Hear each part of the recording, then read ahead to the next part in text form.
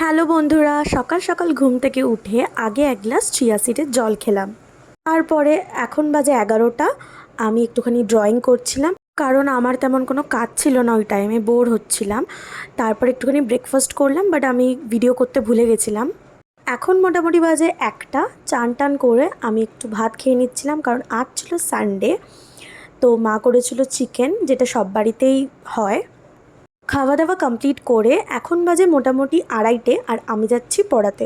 Sunday পড়াতে যেতে একটুও ভালো লাগছিল না, কিন্তু যেতে হয়েছিল কারণ আমার স্টুডেন্টগুলো ছিল পরের দিনই এক্সাম। এক্সাম মানেই আমাকে পড়াতে যেতে হবে ল্যাদ কাটিয়ে, যতই সানডে হোক। বাড়ি ফিরেছিলাম তখন মোটামুটি বাজে 4:30। এসে আমি একটুখানি ফল খেয়েছিলাম আর দই, কারণ তখন আমি এসে আর ভাত খাইনি। আর এটা হচ্ছে আমার মামার ছেলে, ওর এক্সাম শেষ হয়ে গেছিলো, তাই এসেছিলো আমাদের বাড়িতে। ও যেহেতু এসেছিলো তাই একটু চিলি চিকেনও বানানো হয়েছিল ওর জন্য। এখন বাজে 8টা। আমি একটু চাবি খুঁজছিলাম, কারণ আমি যাব পড়াতে আর একটা অন্য স্টুডেন্টকে, কারণ তাদেরও পরীক্ষা ছিল তার পরের দিনকেই। সানডে যতই হোক আমাকে সন্ধ্যেবেলা পড়াতে যেতে হচ্ছে এক্সামের কারণে। তো যাই হোক, এই যে চাবিটা আমি ফাইনালি খুঁজে পেয়ে গেছি।